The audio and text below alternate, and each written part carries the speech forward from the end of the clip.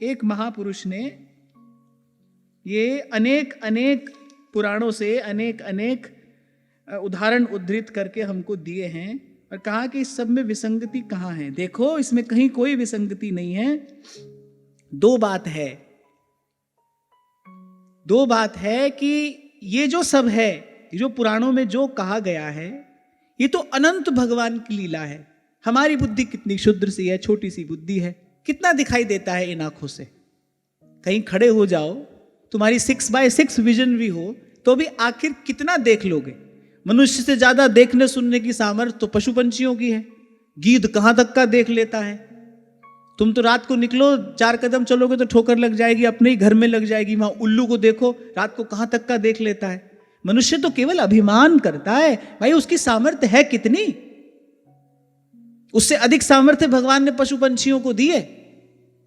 मनुष्य की योग्यता तो केवल एक है, संत की शरण पाकर भव से पार हो जाए, भजन कर ले। यही उसकी विशेषता है। इसके अतिरिक्त तो उसमें कोई विशेषता नहीं है।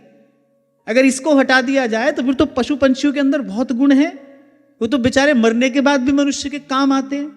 तो ये जो आपने अनेक अनेक पुराणों से उदाहरण लिखकर दिए, ये सब अपने अपने स्थान पर सत्य है।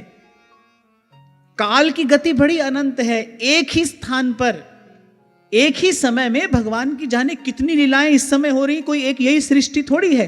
कौन सी सृष्टि में भगवान की किस कल्प में कौन सी लीला हुई, इसका विचार हमारी अल्प बुद्धि नहीं कर सकती। इसीलिए संतों ने कहा, सार की बात कही, बोले शब्द जालम महारण्यम चित्त भ्रमण कारणम। इसी में तो व्यास जी की बुद्धि उलझी। वो 5 बैलगाड़ी पोथी की भरकर लेकर आए, कभी ये पढ़ा कभी वो पढ़ा, पर मति तो टिकाने पहुंची नहीं। उल्टा भीतर विक्षेप और हो गया। ये आपके मन का विक्षेप ही तो है जो आपने लिख कर दिया है। किसने लिखा है? ये है कोई व्यक्ति यहां पर? बाहर है, चलो बैठे रहो।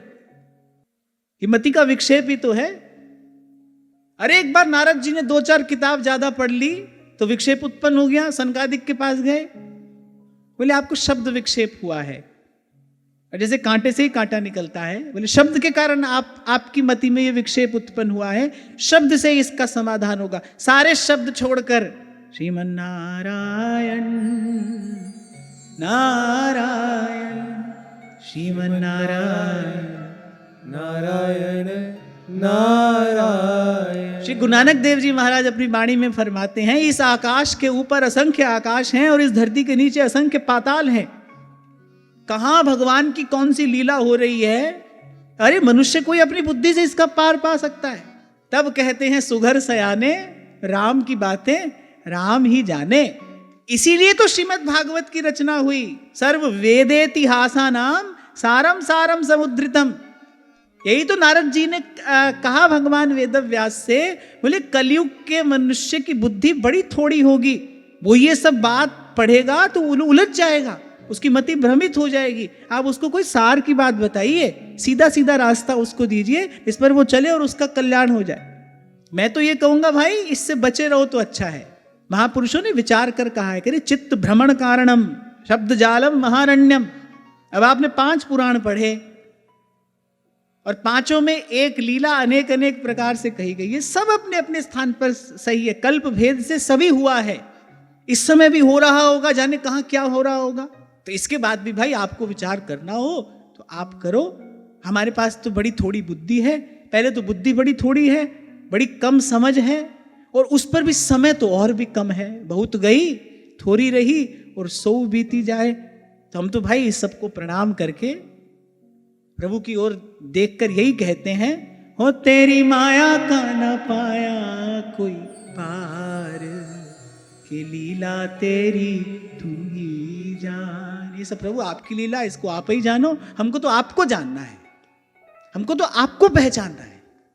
आप वो जो माया और काल और त्रिगुण से परे जो आप हैं ना, मैं तो आपको जानना चाहता हूं। अगले श्लोक में ध्रुव जी यही बात कह रहे हैं भगवान से, प्रभु मैं तो आपको जानना चाहता हूं। क्योंकि जब तक जीव आपको नहीं जानता, जाने बिन नहीं होई प्रतीति, बिनु परतीति होई नहीं प्रीति, प्रीति बिना नहीं भक्ति दृढ़ाई, जिमि खगपति जल के चिकनाई। देखो ये जो भी सब लीला हुई है, किसी भी लोक में हो रही है, ये सब लीला काल और त्रिगुण के अधीन है। बार बार आपको यही तो कहा जा रहा है कि हमको उस तत्व का भजन करना है जो माया और काल से परे है, अलग है, निरंजन है, निर्मल पावन है। हमको उसका भजन करना है। महाप्रभु जी ने श्री व्यास जी को बात करने का अवसर ही नहीं दिया। व्यास जी चर्चा शुरू करते, अब शुरू करते तो क्या होता, व्यास जी जो चर्चा शुरू कर देते क्या होता, समय खराब होता। कुछ हाथ थोड़ी आता है ये सब करके, कितनी खींचातानी करते रहो, इससे कुछ हाथ थोड़ी आता है।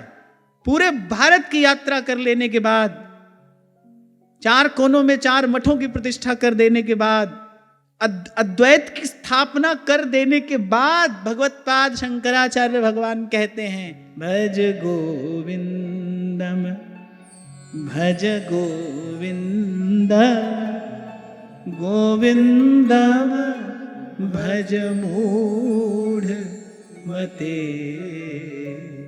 भज गोविंदम। इसलिए जो भी व्यक्ति बाहर बैठा है, मैं तो आपको नहीं देख रहा, आप तो मुझे देख रहे हो ना, तो मैं तो यही कहूंगा, भाई राम सिमर राम सिमर। ध्यान रखना, बड़ी थोड़ी बुद्धि है हमारी और उससे भी थोड़ा समय है। अपनी अल्पता को जानिए, मानिए, स्वीकारिए। मैं सब जान सकता हूं, मैं सबका कारण जान लूंगा, ये केवल जीव का मिथ्याभिमान है। इसलिए मैंने कहा, कहां तक का देख सकते हो, कहां तक का सुन सकते हो, कहां तक का सोच सकते हो, बड़ा थोड़ा। एक बार उन अनंत भगवान का विचार तो करो, अपने आप हाथ जुड़ जाएंगे, सिर झुक जाएगा।